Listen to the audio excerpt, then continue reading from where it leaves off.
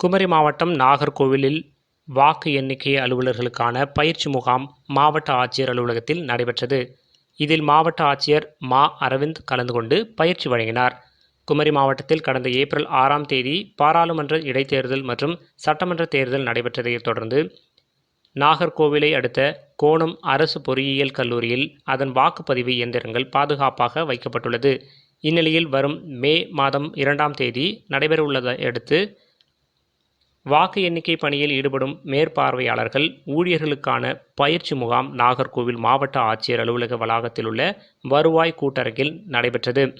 இதில் மாவட்ட ஆட்சியரும் மாவட்ட தேர்தல் அலுவலருமான மா. அரவிந்த் கலந்து கொண்டு பயிற்சி அளித்தார். இதில் வாக்கு எண்ணிக்கை மையங்களில் உள்ள பணிகள், முகவர்களை கையாளுதல் உள்ளிட்ட பயிற்சிகள் அலுவலர்களுக்கு வழங்கப்பட்டது. இந்த பயிற்சி முகாமில் மாவட்ட வருவாய் அலுவலர் ரேவதி, மாவட்ட ஆட்சியரின் நேர்முக உதவியாளர் வீராசாமி உள்ளிட்டோர் பங்கேற்றனர்.